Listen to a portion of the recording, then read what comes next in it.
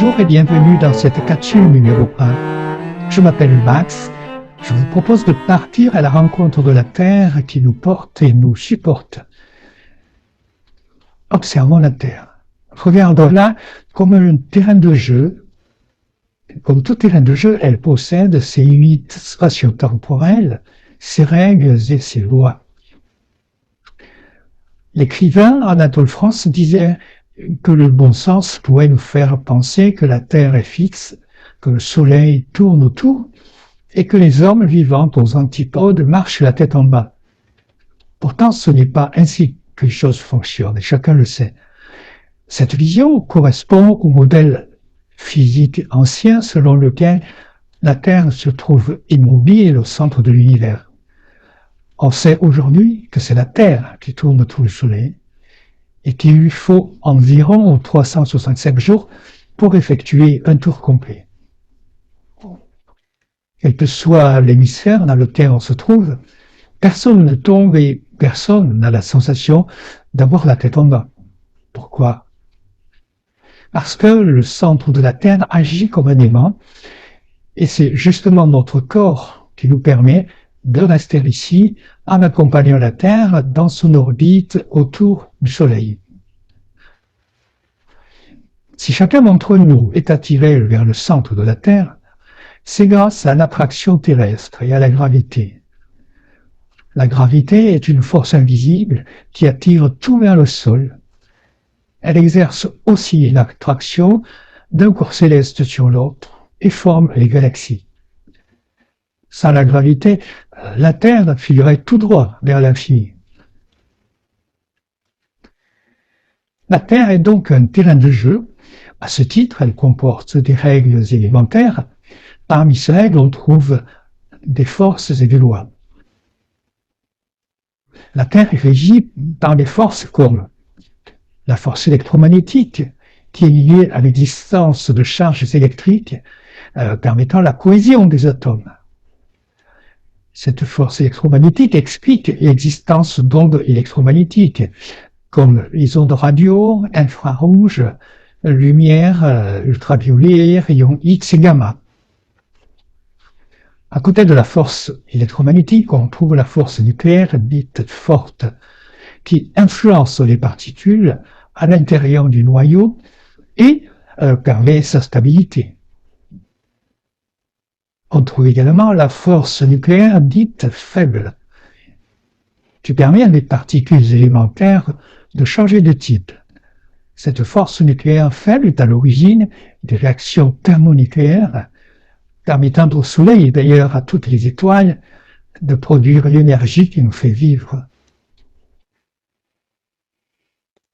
La Terre possède ses lois, mais aussi ses équations relatives à la mécanique, c'est-à-dire ce qui bouge, à la thermodynamique, c'est-à-dire ce qui chauffe, à l'optique, c'est-à-dire ce que l'on voit.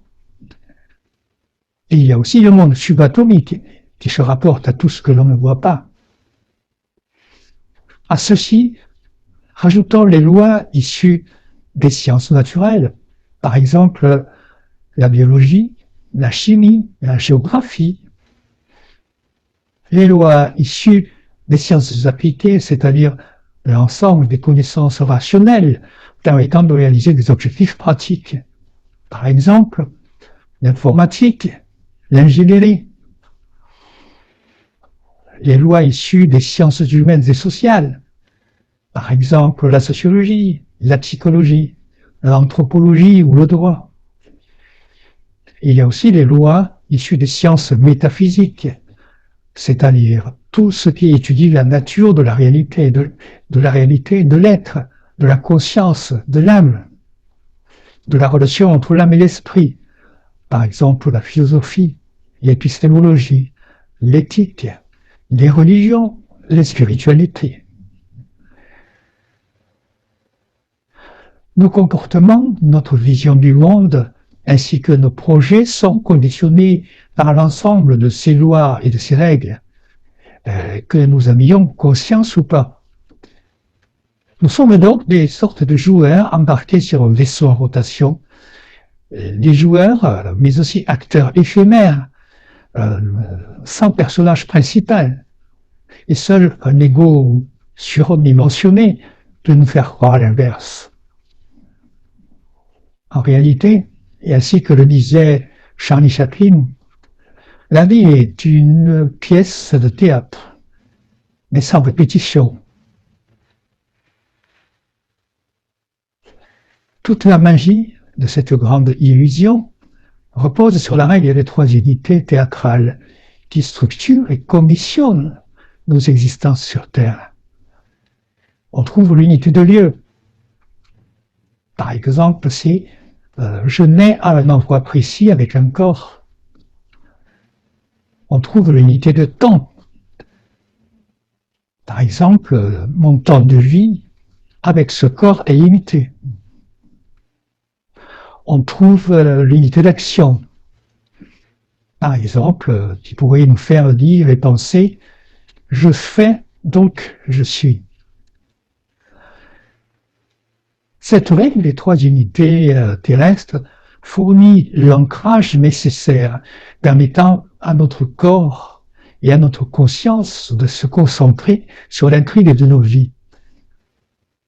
Mais cette règle des trois unités nous fait croire que ce que nous vivons est la seule réalité possible, alors qu'il n'en est rien. Car si la Terre est l'un des théâtres d'expression de la vie, rien ne dit qu'il soit le seul. Qu'en pensez-vous ?